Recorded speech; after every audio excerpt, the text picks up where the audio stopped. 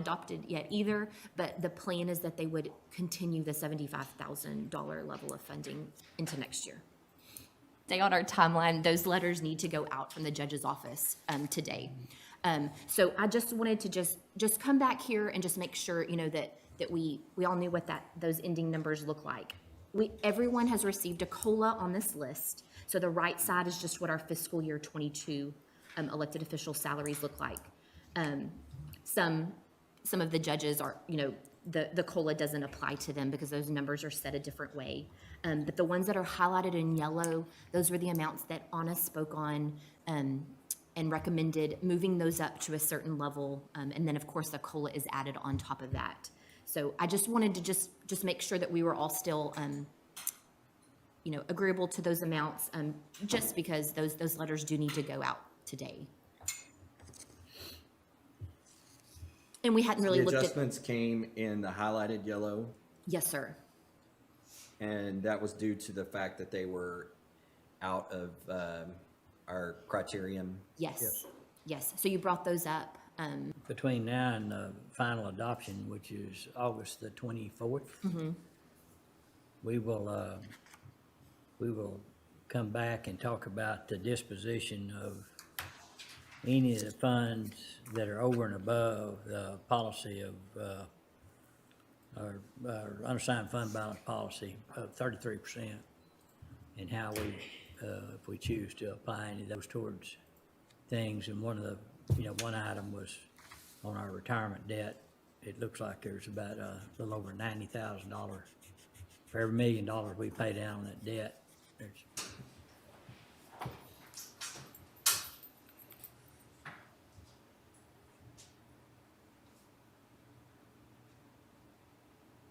Yes, please join me in the pledge.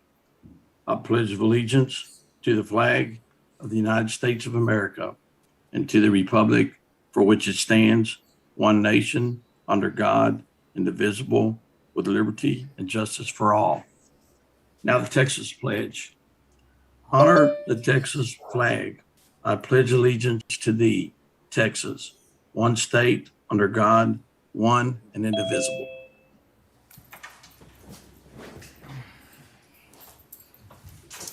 okay. We do not have anyone in the, physically in the courtroom to give public comment, and it's my understanding we do not have anyone that's called in requested to make public comment by phone or Zoom. Going to items D under proclamations and resolutions, Commissioner Miller. Good morning. We have two proclamations on the agenda for approval. One is a ratification for Mrs. Fretna S. White. And if I could just briefly, Mrs. White, whereas I knew her, a little girl growing up in Tolliver Chapel, but she was also a national figure. She was the first female president of our local American Federation of Government Employees. She served as president for 21 years. She was national president for 8 years, and until her death, she served on 2 national human rights labor committees. And so it was a real shock to lose her, but I did present that proclamation at her funeral, and it was the proclamations that we do when we lose someone in the community. And the next one is a proclamation for the Northeast Riverside Neighborhood Association Christmas Holiday Gala. They're going to have an event this Saturday at the Multipurpose Center. And so if there are no questions or any concerns, I would just move that we approve D1 and D2.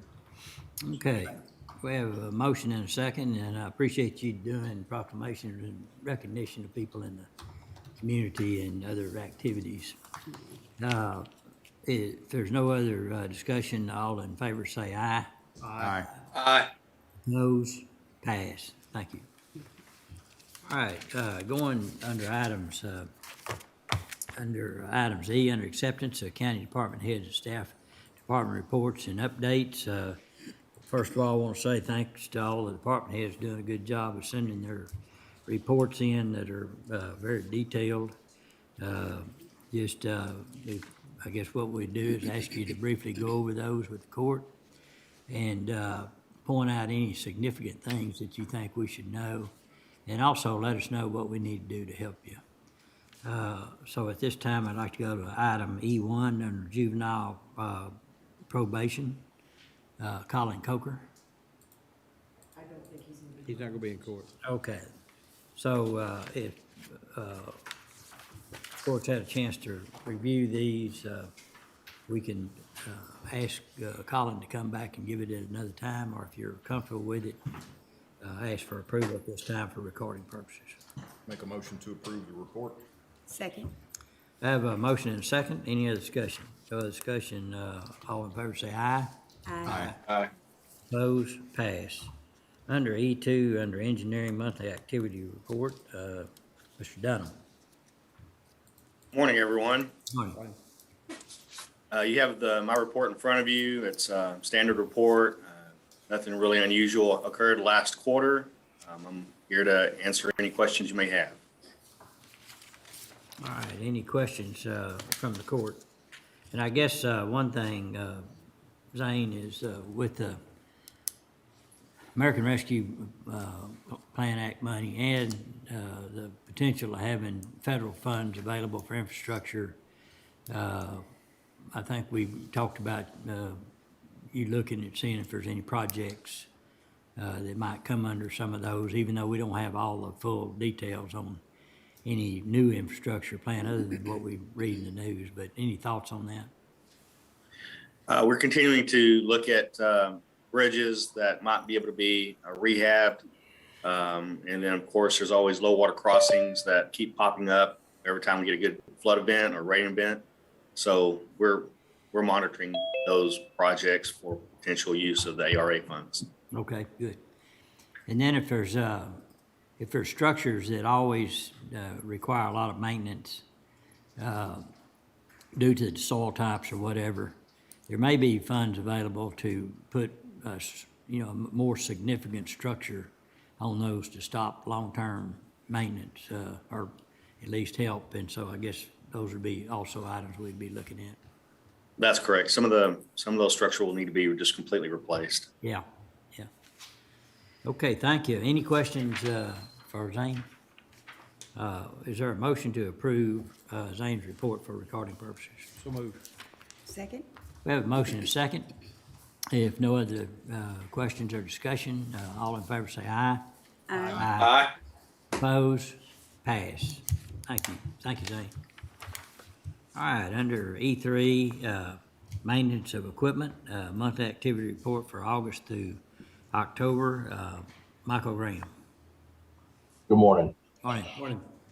Y'all got the report there, not a whole lot out of the ordinary. Our jail repairs have been down a little bit. Part of that is due to the upgrades of the Jack Harwell systems that APIC did here a couple of months ago. I'm starting to reduce the amount of repair we have to do in that facility. Vehicle equipment installs is staying about the same. The sign shop's staying busy. In August, 102 signs. That's a pretty big month. October's more on par with about 70 signs or so. And then over in fleet maintenance, stayed pretty busy with our normal services. Had some higher than the normal outside labor costs due to transmissions and air conditioners that we had to repair. So that's about all that's going on over here. Any questions? Okay, anyone have a question?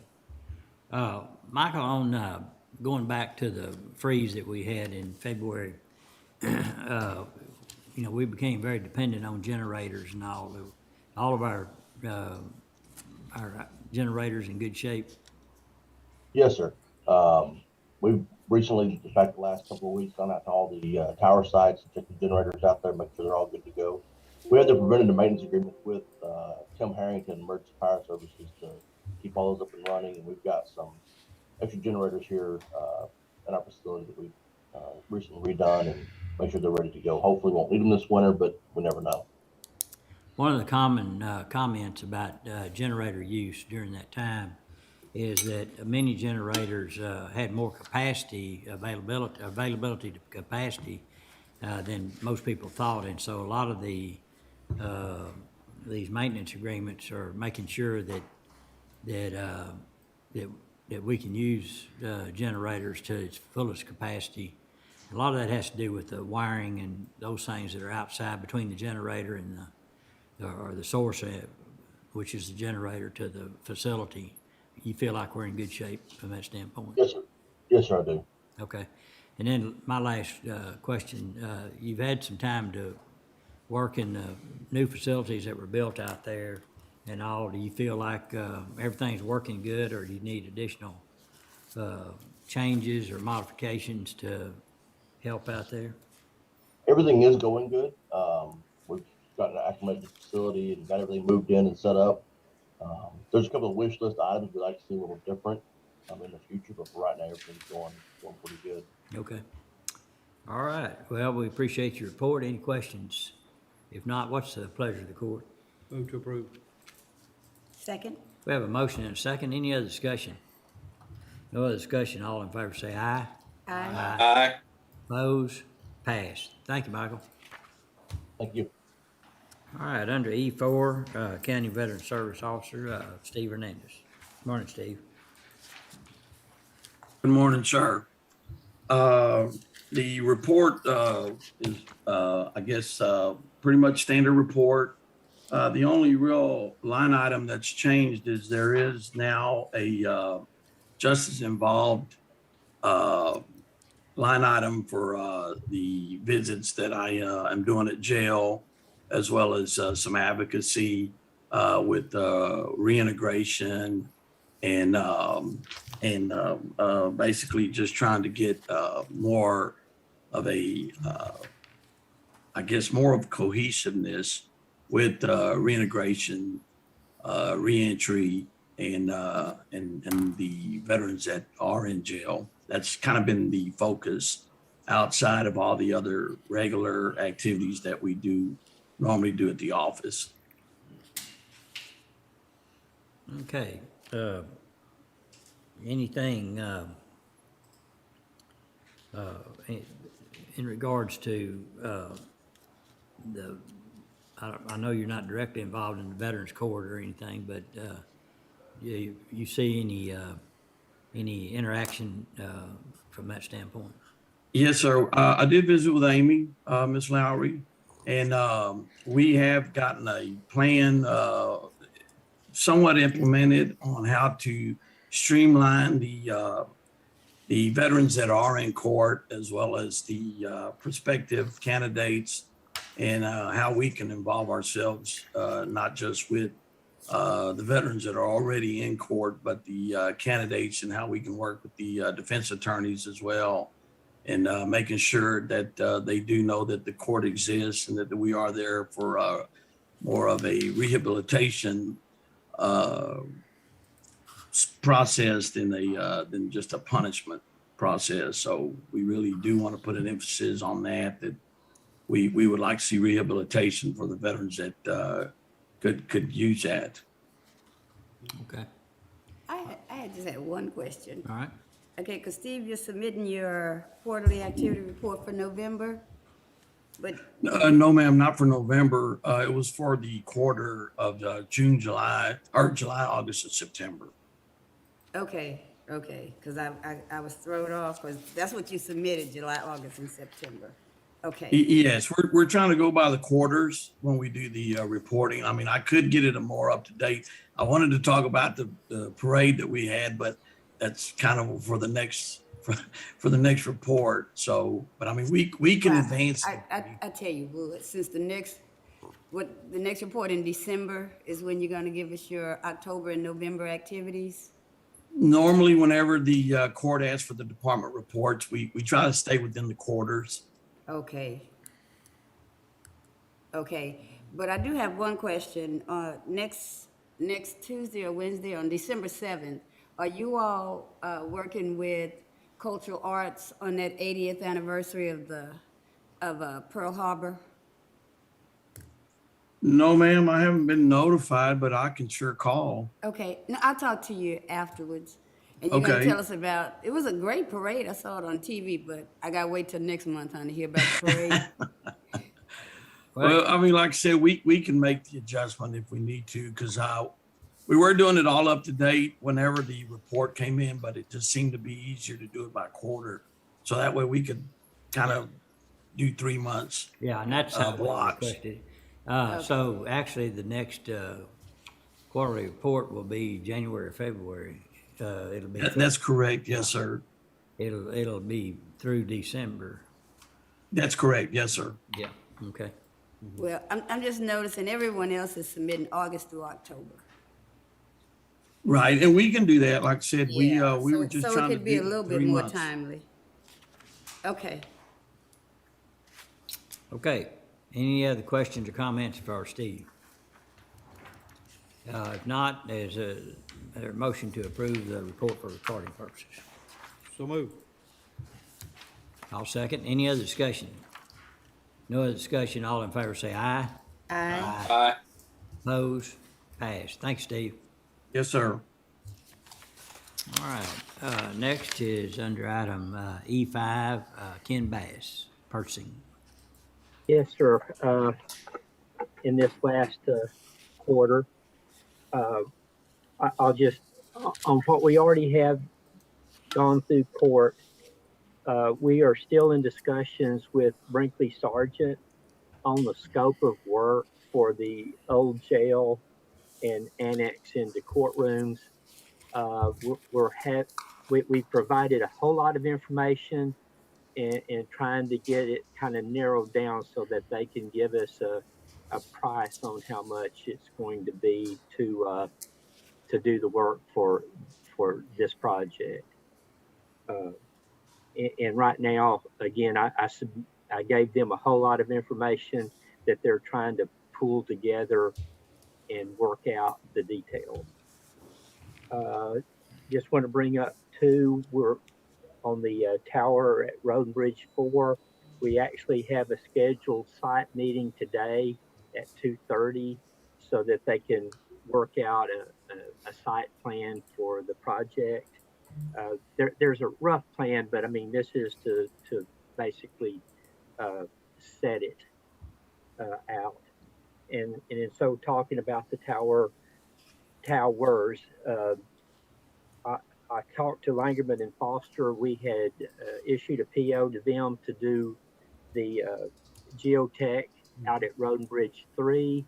They have done that, but we're waiting on the report for that to give to the DPS. One other great piece of news there is we got a report from Terracon, who is doing the NEPA study on Road and Bridge 4. That is now complete. So again, we were kind of hedging our bet on doing the bid for the tower, that would be done, and so now that is done. So I don't think we have any holdups on doing the tower. But I also need to share that I called our company that we've been buying generators from for the previous towers, and I did that weeks and weeks ago, and I just now got a quote, and they're saying from 16 to 18 weeks out. So I wanted to share that with the court. I'm going to work and see if I can find a generator someplace else that we can get quicker, but I wanted to let you know that that was going on as well. For future,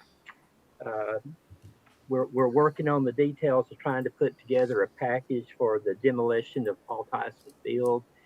We're going to kind of have a conversation with the space group to work out the details of that demolition and what we need to do there. And then also too, Zane gave to me this past week, we're going to do a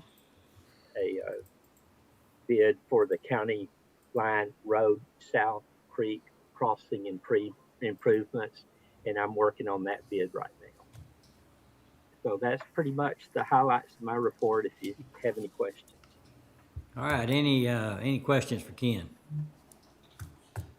AKA Santa Claus. Yes, sir. All right, if not, what's the pleasure of the court? Motion to approve. Second. All right, we have a motion to approve for recording purposes and a second. Any other discussion? No other discussion, all in favor say aye. Aye. Aye. Opposed? Pass. Thank you, Ken. Yes, sir. All right, under E6, Mental Health Court Services, Mary Allen. Morning, Mary. Good morning. I have included on the report a bar chart and the total number of civil incompetency cases. And FY21, as you can see, there was 548, averaging 45.6 cases per month. And in FY20, there were 325 cases, averaging 27 per month. And you can see from the chart, there's an increase this year of 68.8% in competency cases. A point I would like to make is the current trends in the emergency room departments of local hospitals. The patients in a mental health crisis that are brought in from the community or out of county in our local hospitals have applied for the orders of protective custody with the judge's office. This allows the hospitals to hold patients once they are evaluated by the physician and may be admitted to the psychiatric facility. Additionally, the increased number of patients in our local behavioral health facility, Oceans Behavioral Hospital, that have applied for orders of protective custody has also attributed to the increase in volume of cases. That's really the increase in volume of cases is a point for this quarter. If you have any questions, I would be happy to answer them or comments. Mary, the increases that we see for fiscal year 21, is that an anomaly as a result of the COVID and the shutdown and everything, or do you see that as a trend that's going to continue? I'm sure it has somewhat to do with the COVID, and it could very well continue because it has impacted mental health. There are a lot of individuals out there dealing with depression and anxiety due to the current environment. So it could be a consistent. It's hard to say at this time. Right. Okay. All right. Thank you. Other questions? Any other questions? I will point out that Mary also is working hand in hand with Mental Health Court, where there's a complete staff that's solely dedicated to mental health. And so both Judge Hodges and myself can do emergency detention orders and other, so it gives coverage.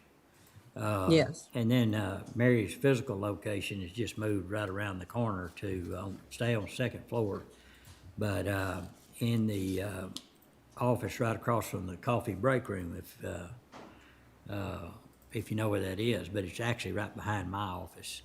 It's office 201, because she has walk-in folks that come in there that are talking about very sensitive private matters. Yes. And then also it affords Karen to be in an office by herself. They were sharing an office in a cramped way. And Yeah. also Karen has dealing with testing and doing, trying to get people prepared for probate court. There's a lot of sensitive discussions in that regard too, as well as attorneys calling in. So just wanted to FYI the court on that. Very much appreciated, Judge. You're welcome. All right, any other discussions or any other questions? If not, is there a motion to approve the report for recording purposes? So moved. Second. All right, we have a motion and a second. Any other, no other discussion? All in favor say aye. Aye. Opposed? Pass. All right. Yeah. Thank you, Mary. Thank you, Mary. All right, going to E7, Maintenance of Buildings Quality Activity Report. TJ, good morning. Yeah, good morning, everyone. So you'll see in front of you the typical report that we do each quarter. Nothing new unless anybody has any questions on the report itself. The biggest thing I want to talk about this quarter is kind of staffing issues whenever it comes to custodial. So everyone's kind of aware we've been without inmate support now for almost 2 years. So it's really put a burden on the custodial portion of what we do. So I'm wanting to seek court's approval to either for a contractor to keep up with some of the stuff that's lacking on our end, or even some part-time support to get us by. What we're seeing is, the past year and a half or so, I've had technicians spend the first 2 hours of their day cleaning restrooms, vacuuming, taking out trash, things of that nature. So we're starting to see our maintenance fall behind and our custodial kind of level out. But we really need the additional support to bring it back to where it was when we had the inmates. So does the court have any questions on that? Any questions? No questions, but I would interject. I know when we had contract custodial services, they came in at night. So around 10 a.m., pretty much everything they did that night was pretty much gone as far as the cleaning. And one thing that we're seeing with the around the clock, for lack of a better term, with staff personnel, is that those areas are maintained throughout the day. So I would be more prone to go with part-time work, even if it's temporary, as opposed to another contractor. I agree completely. I think that's the best way to approach it. That during the day environment really helps as far as the cleanliness of the building and overall appearance to folks as they come in. The crew that, excuse me, were you I was done? good, yes. Okay. The crew that does wiping down doors and those things after court sessions, do they have any other duties like in the hallways or things? I've seen them, where there's a little bit of paper or trash and they walk, past it. I think they're doing a good job on the doors and wiping stuff down, but I didn't know whether they had other duties in general cleaning or not. So they do, in addition to the court sanitization, they go through and clean the restrooms. And they try to do it just ever so often throughout the day just to make sure everything's caught up. Of course, the biggest thing is kind of scheduling wise, they always have to make themselves available for when a court session is over. Right. Into the next. So it's real hard to kind of line them out and give them a strict schedule throughout the day. Okay. I understand. All right. Any other questions for TJ? Anything else, TJ? No, sir. Yes, ma'am. I would just like to note that, round of applause, the Road and Bridge Precinct 2 building is finished. All right. Yes, Good, thank good. you, TJ. You're very welcome. It is beautiful. If you've seen Precinct 4, you've seen Precinct 2. Okay. Except that our decorating's gonna be a little different, so we're gonna have an open house, and Oh, we're you mean gonna you're gonna invite have some, everybody I out. guess. Sir? Huh? So I guess you're gonna have some decorations. Yes, We have we have, well, I tell you what, you can always borrow LaTronda. We have LaTronda on staff. She gonna make sure we decorate. She tried to give us tile on the floor. We said, no, we're not gonna do tile. But it's a beautiful facility. I want to thank TJ we went from 600,000 to way down. What hit us was COVID and prices. Right. But we did get the bang for our buck. TJ was out there consistently. He was a one-man shop. I told him, I said, you kind of messed up now that they know that you can be a project manager. But it's a beautiful building. We're going to have an open house, and I encourage all of you all to come out when we. Okay. You got the date for that yet, LaTronda? It's gonna be December 8th, and I'll be sending out emails. Okay, so mark your calendars, gentlemen. Be out of town. Sorry. Out of I'll town. send my best wishes. Okay. TJ, on the Christmas lights on the courthouse, it looks like they've been putting them up. You know when the finish date is on that? So we had to order some additional parts. We should be wrapped up by the middle of next week with all the decorations. And then I'll probably send out an email. I want to try to do maybe a little courthouse lighting ceremony one evening, probably around the 14th or 15th or so of this month. Just a small little thing, have folks gather in the parking lot, and we'll turn the lights on and let everybody kind of see how it looks. Okay. Okay. Sounds good. Thank you. Any other questions? If not, is there a motion to approve TJ's report for recording purposes? So moved. Second. Motion made and second. Any other discussion? No other discussion. All in favor say aye. Aye. Opposed? Pass. Thank you. Thank you, TJ. All right. Let's see, going to E8 under pretrial services. I don't know if Judge Bain was gonna be on this or not. Dustin, do you know? Yeah, I'm here. Okay, good morning. How you doing? I don't know Judge? why I can't get my camera to work, but I'm here. Well, no problem. We can hear you well, so go right ahead. Okay. The only thing I really need to mention here is the report's about twice as long, and that's because the fiscal year through September 22nd through September is the full year report, and then the new report started on October the 1st. So that's why it looks twice as long as it normally is. And I don't have anything to add orally to what's in the report. Okay. All right, any questions? All right, if not, is there a motion to approve for recording purposes? So moved. Second. Second. Have a motion and a second. Any other discussion? No other discussion. All in favor say aye. Aye. Aye. Opposed? Pass. Thank you. All right, and I'll work on why I can't get my camera to work. Okay, thanks. Okay, bye. All right.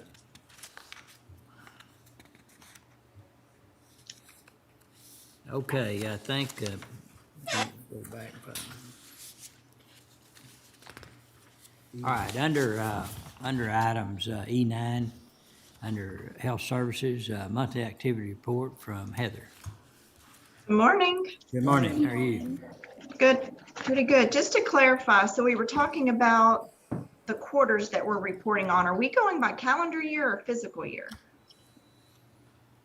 I guess we should go by the fiscal year because that's where our budgets line up, but we haven't made that clear, and so we'll try to send out something Okay. so everybody's on the same page. There's a little confusion on that. My last report ended August 19th, and this one is kind of September through last week. So Okay, some of the information is activities that happened last month, but then the actual reports at the end are first quarter reports as far as our program numbers. So just to clarify, still lots of great stuff going on over here. Kind of included all the big stuff in the report. Our SALT drive was a hit. Couple of new board appointments. Our numbers are up. I think our numbers are higher than they've been in the last 3 fiscal years. I think we're falling in line with some numbers that we saw back in fall 2017, which is good.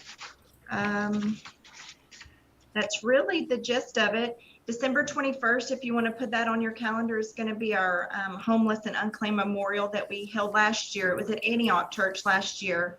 And I do not have the information yet for where it's going to be this year, but once I get that, I'll forward it out. And then we also have another event coming up. Next week, December 7th, we've partnered with Family of Faith Worship Center, Ascension Providence, Waco McLennan County Public Health District, MHMR. It's going to be an event called Christmas on Memorial. And I have a flyer for that I can also forward out, but all of the information's on our social media as well. okay, And there's going to be free health screenings at that event also, okay, good. provided by Ascension Providence. All right. Question? Are we hosting any more vaccination clinics over the next Yes, several sir. months? We just had one on the 18th, and I guess probably 6 weeks from then we'll have the next one. I think we already have the date. I just do not have it. It'll be on December 16th is the next one. Okay, So we've had 3 since September. right. And then, let's see, I believe tomorrow is a kind of a promotional event for Waco Family Medicine. And there will be several folks that will be speaking there briefly, me being one of them. And one of the questions, and you and I have talked about this before, is how does your department and Waco Family Medicine interact? And what do you see going forward with the new facility? There hasn't been any discussion on my end, Judge. Once we met Commissioner Jones, Commissioner Miller, myself, Dr. Griggs, we met and kind of came up with a plan to stay in contact so that we could network moving forward and coordinate. And we haven't had any more meetings since then. Okay. And I'm not even aware of the event tomorrow. Okay. Where's that going to be held? Okay, I will, and I don't know, really the scope of that, but other than to have Corning, make some comments that will be used for fundraising and those kind of things. Okay. But you and I talked about this before, that where they are getting people, that normally come into you that maybe, that qualify for certain services that aren't signed up for them, and, even Medicaid and things like that. Waco Family Medicine, their intention is for these folks to stop using emergency room services and start using theirs and actually create a patient record and those things. And so that should help some of our folks. One of the things that we've done also is kind of done away with the concept that you have to have one service or the other. And so we are seeing folks coming here that do have a good health card already, but they're also eligible for indigent health so that they can receive specialty care at the hospital. Right. So rather than that old concept of one or the other, we have both. There is some type of shift or something going on with Waco Family Medicine and our local hospitals, because Sherry Moore, who's our claims specialist, who's been doing this for 25 years within the department, is spending a lot of extra time and energy communicating with the local hospitals about billing issues. And what's happening is folks are going to the local hospitals with their good health card, but we're getting the bill at indigent health. And so we're trying to kind of re-educate the hospitals on the difference in billing because those identification numbers are significantly different. If it starts with I guess a WFM, Waco Family Medicine, and then a number, they're good health card clients, but we're receiving their bills here at indigent. So I don't know where to start with kind of sorting that out or what's causing that shift, because, generally the hospitals don't accept the good health card, just indigent health. So there's a little bit of confusion going on with that, and I'm not sure where to get to the source of it. Okay.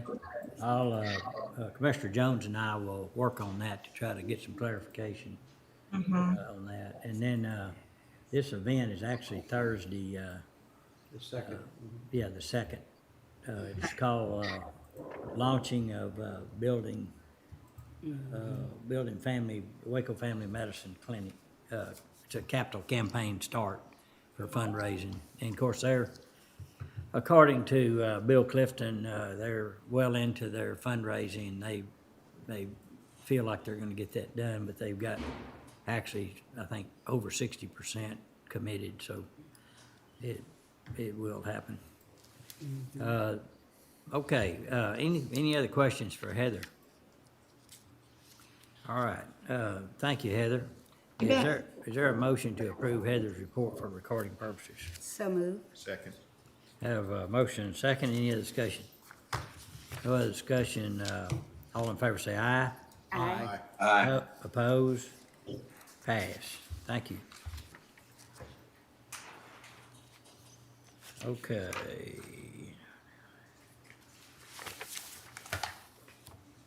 All right, next is under E10 is Information Technology Monthly Activity Report. Lisa? Yes, good morning, everyone. Morning. So my period is reflecting August, September, and October.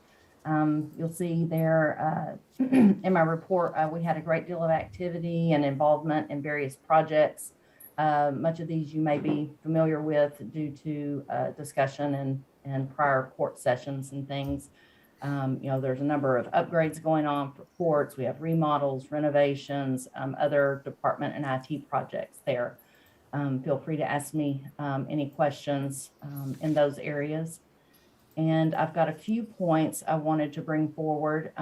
We did start our 2021/2022 cyber security campaign at the end of September. And by the end of October, we were very pleased to see that we had a 79% completion rate across the county.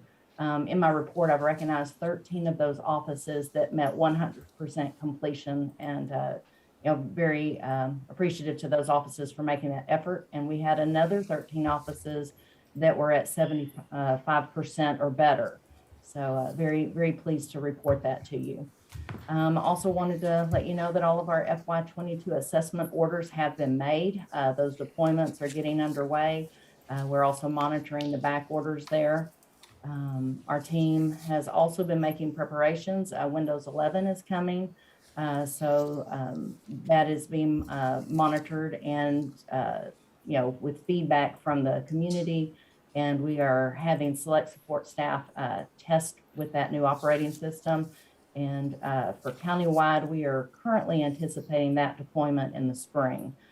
That way, our staff is prepared to support it, and we're able to communicate to the user base any anticipated changes there. In the phone area, I'm very happy to say we're done with the refresh project for those new model phones. We've also picked up some other activity there. We performed an audit of the AT&T phone bill and fax lines. We did find 9 lines that were no longer needed, so those have been disconnected, and those will save the county approximately $405 per month. We also met with AT&T, Mitel, our phone vendor, and also a new company that came forward, Granite, and we've been working with these companies discussing options for disaster recovery. Also investigating moving from PRI to SIP trunking infrastructures, moving away from the copper lines that we have, as it's our understanding those, will not be supported at some point. So we want to be prepared for that. And then also just looking at options to reduce costs and improve support. So once we have all these evaluation options evaluated, we'll bring any recommendations before court. For our Cobb Center, IT is now making preparations to start setting up that remote network. During this period, we had the video monitoring system installed, network cabling completed with the facilities director. It's my understanding the fire suppression system has been fully tested. The air handling experienced some issues that have since been resolved. The electrical work is in place for our backup generator, and I believe the generator should be delivered tomorrow or very soon. So it won't be long to have that ready. Our team has additionally met with Dell regarding the Isilon move. We have a statement of work and a quote that we have reviewed. I do still need to forward that to Dustin and Ken for their feedback. And once we have all that together, I'll be planning a presentation for court for that discussion and approved action. So in the meantime, we'll start moving our smaller equipment over and testing that connectivity before proceeding with the larger systems. I do have something in the archives area I wanted to bring your attention to as well. In August, there was some flooding in the basement from rainwater. The roof drains were not placed back properly by the construction company that was working on the sidewalks around the building. This was immediately reported to maintenance of buildings, and to the best of our knowledge has since been resolved. Our archive staff had to move hundreds of boxes from this flooded area, and they began the process of salvaging the wet documents. They did find approximately 77 boxes that were impacted and damaged, most of them from jail records. SO staff was notified, and the archive staff also consulted with the Texas State Library and Archives Commission and other museum experts regarding methods to salvage those documents. They were handled as advised. The ones that were most severely damaged were frozen to air those out or to dry those out. And thankfully, that was only about 2 boxes that were fully saturated. Also in there, those records appear to be receipts with a short retention. They can be reprinted, but I think those have only been about 50% examined so far. For most of the files, there was minimal damages where only the edges of the documents had gotten wet. Those were air dried and since moved to new boxes. The staff also ordered spill pillows so that they can use those as a preventative measure, placing those in high flood risk areas. And they have additional supplies if they're ever needed again. I do have the archive staff here. I've got Claire and Carrie if there were any questions regarding that. And I do want to note that they're also making very good progress in getting the records into their barcode library system, the InfoLink system. And so those are the Was there a claim filed? Are you aware of a claim being filed, or is TJ, I don't know if he's still on?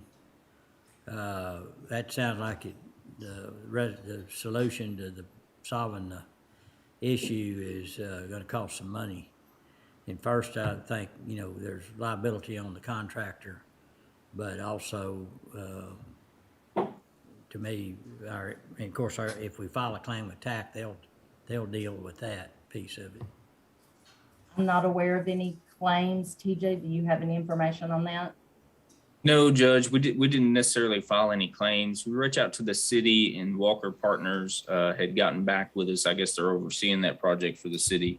And they worked with the contractor directly to get everything remediated, at least as far as retying in the roof drains. But we did not go after any kind of claim. I guess that would be on our end to go through TAC and work with them depending on the number. Okay, get with Dustin on that, if you would. Okay. TJ, wouldn't you first need to know about the approximate cost to us to determine if it was as much or more than if there is a deductible, to see if it's worth filing? Yeah, that would be correct. We'd want to know overall cost for sure, because I believe our deductible is pretty high. Yeah. Yeah, but a lot of that is, if we go against the contractor, we wouldn't have a cost. Right, yeah, but if we have to file with TAC, then we would have to pay, it would have to be more than the deductible to make it work. But if the contractor, and you're talking about, I'm sure, hours, labor intensive as far as going through all of those boxes and so forth, and the pillows and so forth, any kind of remediation that took place that cost the county money, that would have to be figured up. So I don't know, it's something to think about. There's something to say. Okay. Well, our deductible, we spend into it. And so if TAC only spent a little bit of money to file, well, we'll get into that, but that needs to be looked at, and we don't want to miss. That's right. See how quickly they would subrogate. Yeah. Instead of us having to do that. Yeah. Mm-hmm. Yeah. Let them subrogate. Exactly. All right. Okay, Lisa, anything else? Those are the highlights I had for you. All right. Okay, thank you very much. Is there any questions for Lisa? If not, is there a motion to approve the report for recording purposes? So moved. Second. Have a motion and a second. Any other discussion? No other discussion. All in favor say aye. Aye. Aye. Opposed? Pass. All right. Going to item E11, Human Resource Monthly Activity Report. Call on Anna. Good morning, everyone. Good morning. Morning. So in the report I submitted, I have our typical annual events that occur in these previous 3 months, including an open enrollment. This is our second year into completely online open enrollment for benefit elections. That's gone smoothly. And other than a few outstanding cleanup items, we have remaining open enrollment for the most part is complete. And so everybody's elections are recorded for 2022. We Also did our annual policy update, and our policy acknowledgement course for employees is underway. We have about 70% completion. For the online acknowledgement, we'll be pushing out some more communication this month. We're hoping to get closer to 100% by the end of this year, to have employees acknowledge all of those updates that have occurred.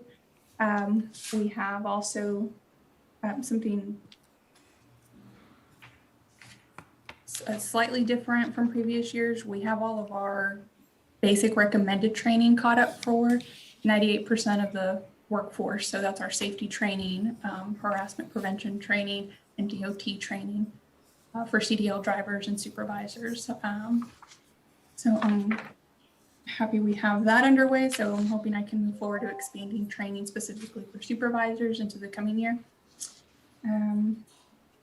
Something also that's different that hasn't been in previous annual reports is our COVID response. So I included just a summary of what we've done year to date so far for COVID vaccine clinics. We've hosted 4 so far, and as Heather mentioned earlier, we have a 5th one coming in December. I'll be pushing out communications for that as well. Hopefully, now that there's recent updates to the booster guidelines, or the 3rd vaccine, 2nd for Johnson & Johnson, I'll be issuing that new guidance from CDC in these communications so that employees have that information at hand. I also included information on how many tests were administered with the partnership of the jail nursing staff. They've been great and so flexible with us in offering these tests to our employees. So we've been able to be proactive in getting folks out of the workforce if they test positive. Also, our shots administered so far, I have a year to date there, 55, and that's in partnership with the health district. And also something a little different this year is the health fair, the in-person health fair. We're very fortunate to have lower numbers for COVID, so we felt comfortable hosting our health fair. We had 306 employees in attendance, which is about what we would get when we used to have our in-person enrollment events that were more of a requirement. This event was completely optional. We had about the same number show up, so we were happy about that figure. At the health fair, folks were able to get their flu shot and biometric screening. We had 96 employees take advantage of the biometric screening, so that's just a general insight to their current health, their stats. We also were able to get some feedback from employees. We took advantage of seeing these folks in person and picking their brains and seeing what they would be interested in seeing in future health fairs if we host another one. So they definitely gave us some ideas. And those are the major updates. Something that we're just continuing to struggle with and trying to combat is our recruiting and getting our application numbers up. We were able to process and bring on 80 new hires this past 3 months. That seems like a great number, but our hard to fill positions, we're still struggling with those vacancies. So we're going to continue to combat that and be a little more aggressive with that this following year or this coming year. Doing more in-person career fairs. We were able to attend 3, 2 of those in partnership with the jail in these previous 3 months, and we're aggressive in those events, bringing our laptops, and if somebody shows interest, just immediately sitting them down and getting an application in. But our application numbers are still not where we want them to be, so we'll continue fighting that fight moving forward. But those are our major updates. I can take any questions now if you have them. Any questions? I was looking at one specific out of the unemployment claims. I like the calculation on that and be interested to see year end on the percentage of win rates we get on those claims as well. Let's see. I noticed your applications did increase from 2020 to 2021. They were up 2%, 990. That's a good trend. That's a good trend. It is. it is, we want to expand on that. We want some, Sure, some more, and not just more quantity, but more quality. You bet. So, On try the, to keep that. on the active FMLA and MLA by month, are those numbers there in that graph? Are those claims or or number of persons, or what is that, what are those For 38? FMLA, Well, you have a graph here that shows active FMLA and military leave by month.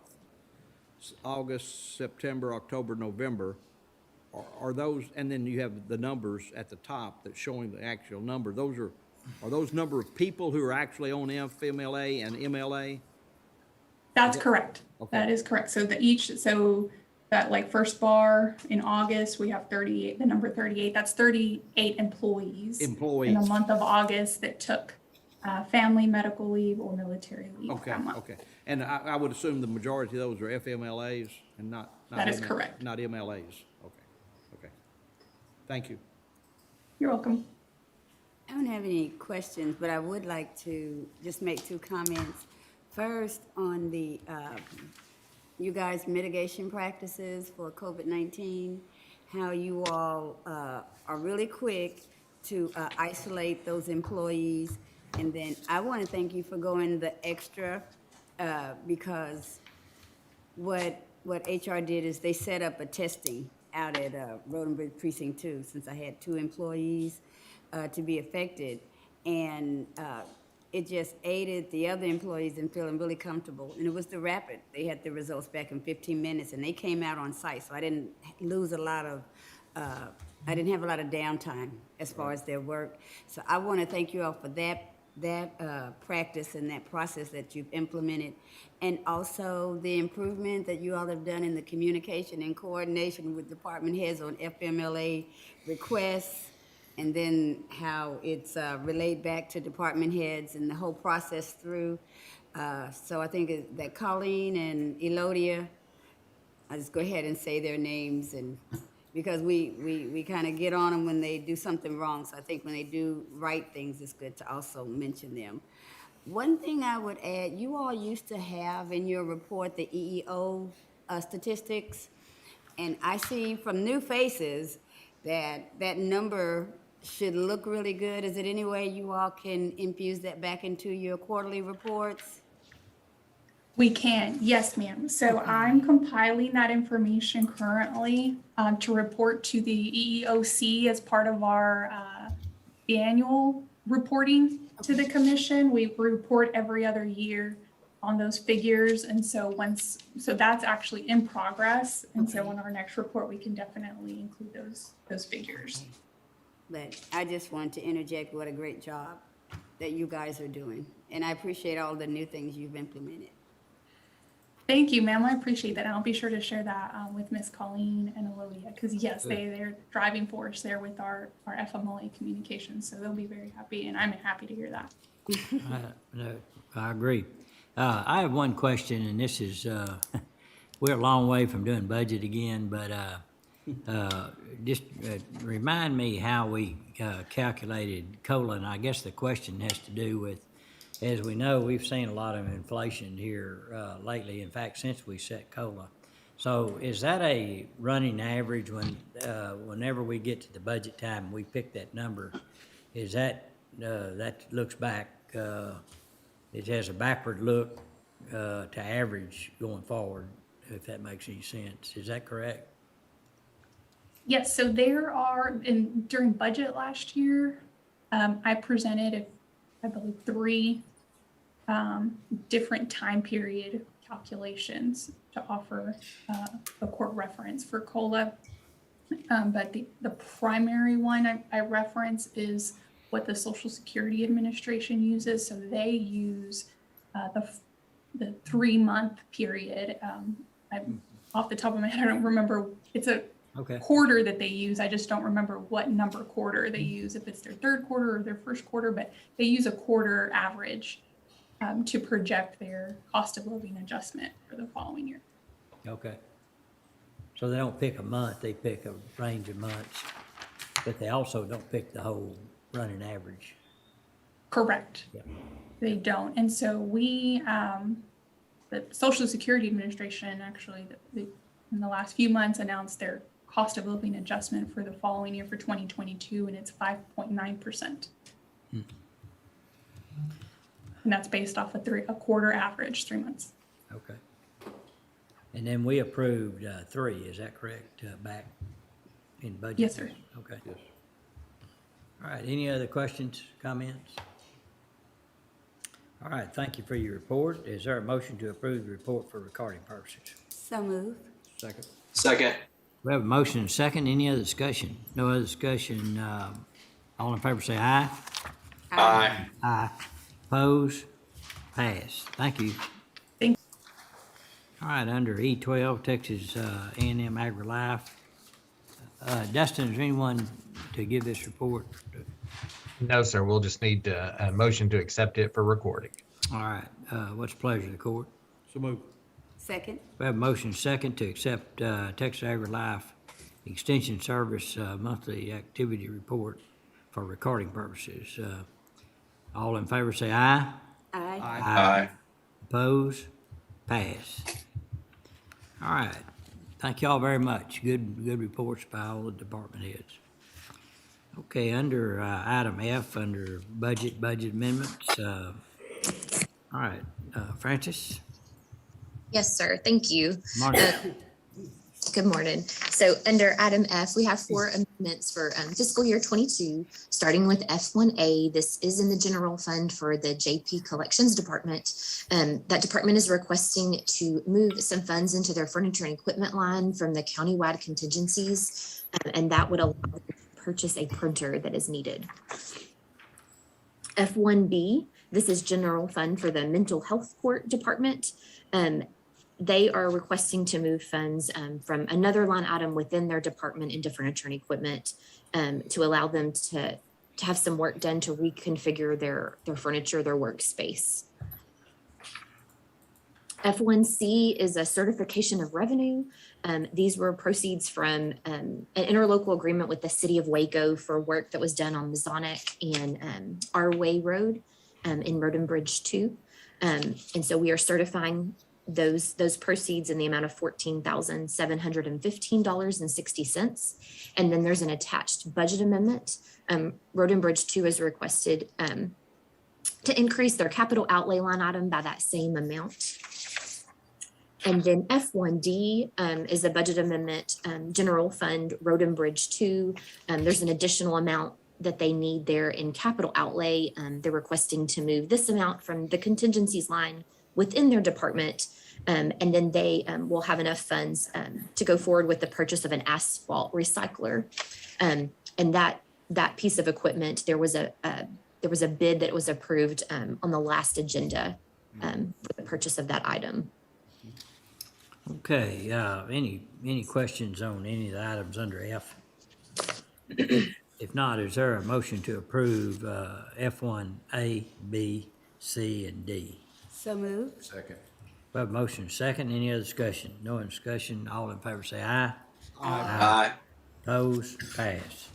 Under G, additional items and discussion and potential action. Dustin? Yes, sir. So G1's regarding the March 1st, 2022 McLennan County Joint Primary Election and May 24th, 22 McLennan County Joint Primary Runoff Election if needed. G1A is authorization of joint primary election services contract and related joint resolution. Jared? Yes, so this is just to authorize that the county is going to be running the parties' primaries. Parties have decided to run it as a joint primary election, which is what we typically do. For both of these elections, we're going to be using our 5 early voting sites and our regular 34 election day vote centers. So if you have any questions, let me know. All right, are any questions? If not. And Judge, we can, yeah. G1B is also the authorization of early voting dates, Okay. times, and locations, election day vote centers, and related documents. All right, go ahead, Jared. Yeah, as I was saying, we're going to be using the 5 early voting sites that we typically use, as well as the 34 election day vote centers. We haven't had any changes to any of those sites since November of 2020. So no changes there. All right, is, y'all, any questions on items, G1A and G1B? If not, is there a motion to approve? So moved. Second. We have a motion and second. Any other discussion? No other discussion. All in favor say aye. Aye. Opposed? Pass. Thank you And very Judge, much. while we have Jared, just in case there's any questions, under item G3, discussion and action on keeping the justice of the peace and constable precincts the same for election purposes. There had been some questions a couple of weeks ago about the JP and constable precincts and if they needed to have their population balanced as the commissioners precincts did. And since JPs are judicial officers and constables are executive officers rather than representatives, there is no need to balance that population. And that's per Professor Morrison as well. And so in your packet is the map dated 2016. So those would be the precinct boundaries that would remain the same if the court approves this item. Okay, what's the pleasure of the court? Make a motion to approve both these agenda items, G1A and G1B. Okay, is there a second? Judge, we've already, We did, I'm sorry. yes, G2. this would be G3. G3. I make a motion to approve G3 as it. Second. All right, I have a motion and a second. Any other discussion? No other discussion. All in favor say aye. Aye. Opposed? Pass. Under item G2, authorization of publication for bid 21-019 inmate personal items. Ken? If the court will recall, we took that bid and extended it from September 30th through January 30th. So we are going out for bid for that. We had another year left on that contract, but there's been so many changes in pricing, we thought it would be better to go out and get a fresh slate. All right, any questions on that? What's the pleasure of the court? Motion to approve. Second. All right, we have a motion and a second. Any other discussion? No other discussion. All in favor say aye. Aye. Opposed? Pass. Judge, I believe that's all the action items, and I don't believe there's any need for an executive session today. Okay. All right, is there anything else to come before the court today? If not, we stand adjourned.